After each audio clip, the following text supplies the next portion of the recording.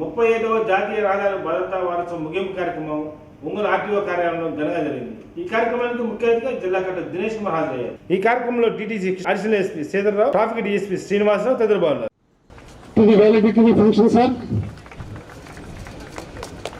రవాణా commissioner Shrimati are Susheela గారు మన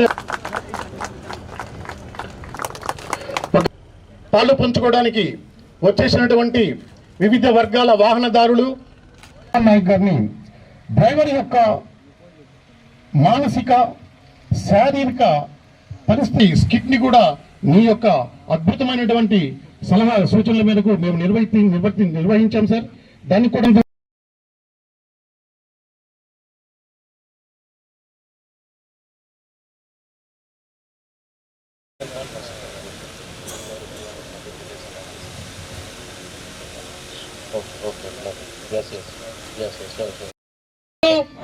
సంస్కారవంతమైన రహదారిని వికసింపజేసే రహదారి భద్రత మాసోత్సవాల సందర్భంగా మనము ఈ ప్రోగ్రామ్ ని కండక్ట్ చేయడం జరుగుతుంది.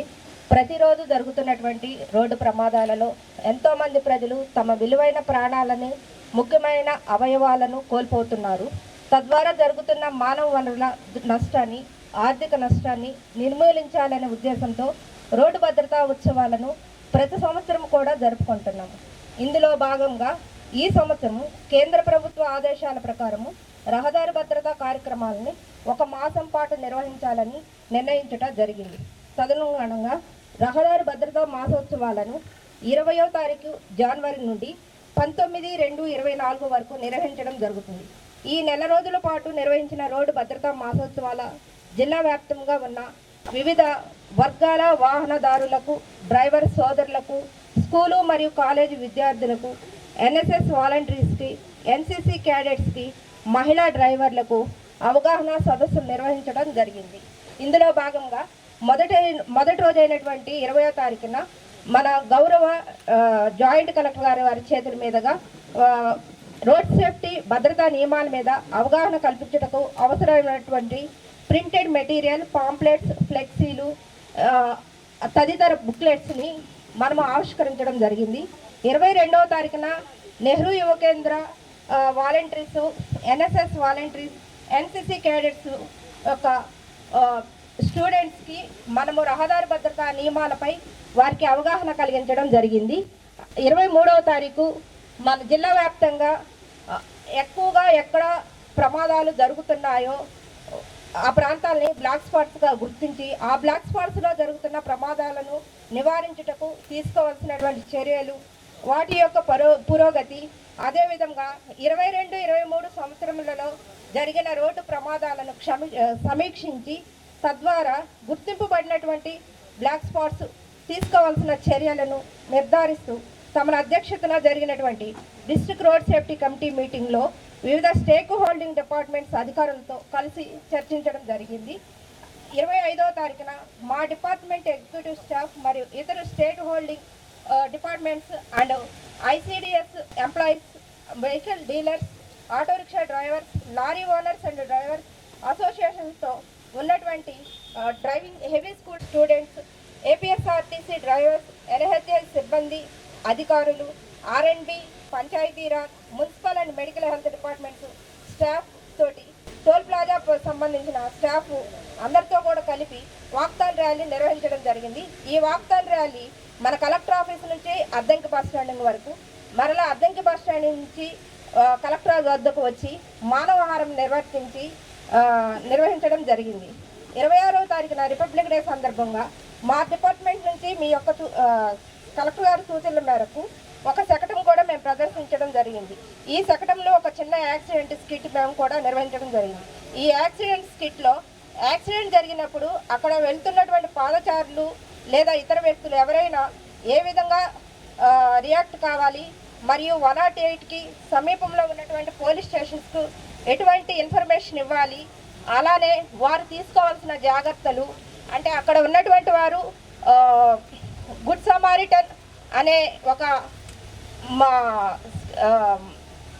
యాక్ట్ని మనసు రోజు దృష్టిలో పెట్టుకొని ఆ మనిషిని ఆ గోల్డెన్ అవర్లో ఎట్లా సేవ్ చేయగలాలి అనే దాని మీద మనం అక్కడ అవగాహన కల్పించడం అనేది జరిగింది. అట్లానే 27వ తారీఖున ఆర్టీఓ ఆఫీస్ మార్కాపూర్ నందు, యూనిట్ ఆఫీస్ దర్శి నందు వాక్థాన్ ర్యాలీని నిర్వహించడం జరిగింది సార్. 29వ తారీఖున గవర్నమెంట్ హాస్పిటల్ డాక్టర్స్ వారి సహకారంతో మా ఆఫీస్లోనే general checkup and I testing ప్రోగ్రామ్ను కాలేజీ డ్రైవర్స్కు, ఆటో డ్రైవర్స్కు, లారీ అసోసియేషన్ డ్రైవర్స్కు అందరికీ కూడా మనము ఫస్ట్ ఎయిడ్ చేయించడం జరిగింది సార్. 30వ తారీఖు అండ్ 31వ తారీఖు ఎడ్యుకేషన్ ఇన్స్టిట్యూషన్స్ బస్ డ్రైవర్స్కు ట్రైన్డ్ వాలంటీర్స్తో రోడ్డు భద్రతా నియమాల మీద అవగాహన కల్పించాం సార్. వారు సురక్షితమైనటువంటి బ్లాక్ స్పాట్స్ ఎక్కడైతే ఉన్నాయో వాటిని సైంటిఫిక్ అనలైజ్ చేసి దాంట్లో ఏమైతే కరెక్షన్ చేయాలో అన్నీ కూడా స్టేక్ హోల్డింగ్ డిపార్ట్మెంట్స్తో కలిసి అదొక కరెక్షన్స్ చేయడము. తర్వాత ఎన్ఫోర్స్మెంట్ అంటే ఎంబీ యాక్ట్, తర్వాత రకరకాల చలాన్స్ ఇంపోజ్ చేయడము. ఈ చలాన్స్ ఇంపోజ్ అనేది అదే మీ మీద ఒక పనిష్మెంట్ లాగా కాకుండా అది మీకు ఒక కరెక్టివ్ మెజర్ లాగా, మీకు దాని ఎఫెక్ట్ అనేది ఒక over a course of time తెలుస్తుంది. ఇమీడియట్గా మీకు ఇబ్బంది పడినా కానీ ఇవన్నీ కూడా లాంగ్ రన్లో it will create a huge impact.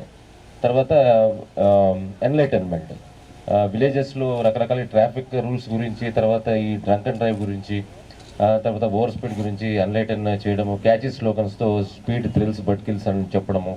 తర్వాత if you don't wear helmet you will meet the hell అని చెప్పడము. ఇట్లా రకరకాల క్యాచీ స్లోగన్స్తో మనం ఈ జనాల్లో అవగాహన కల్పించడం జరుగుతుంది సార్.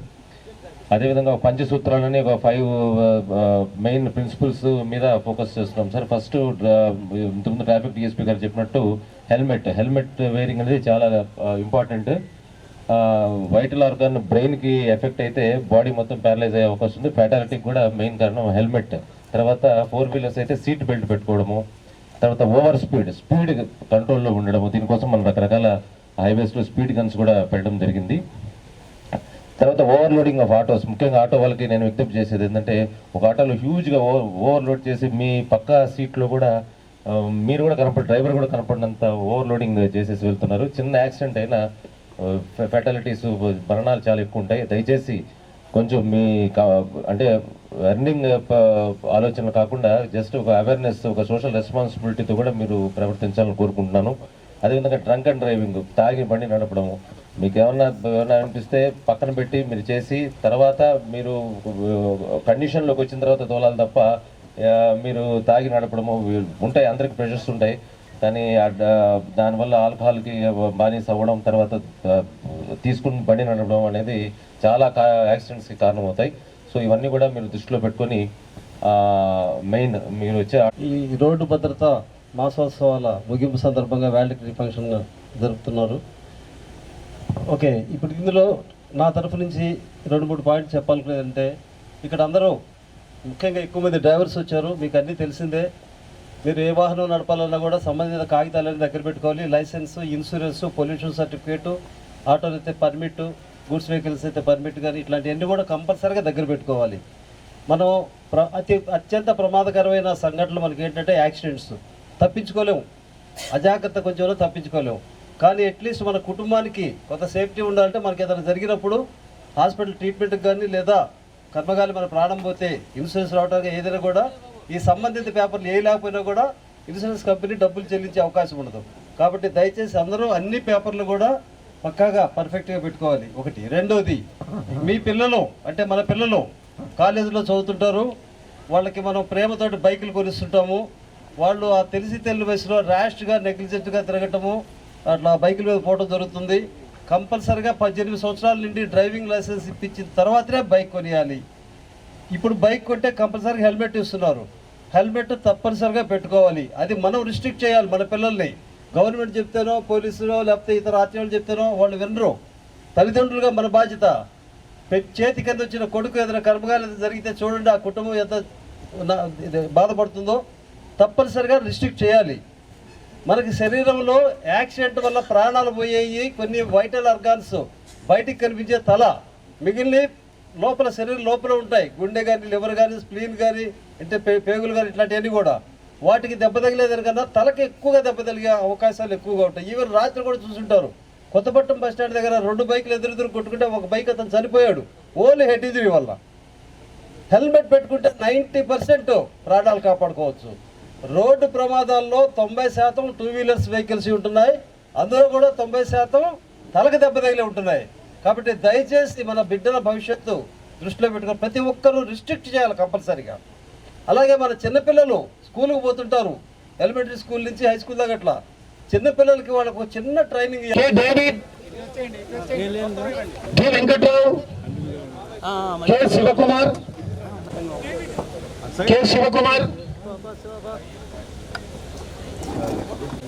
మట్టిపాటి కస్మూర్, దామర్చల్ల కోటేశ్వరరావు, బద్దూరి వెంకటేశ్వర్లు, తన్నీరు రామాంజనేయులు, పట్టపు చంద్రశేఖర్,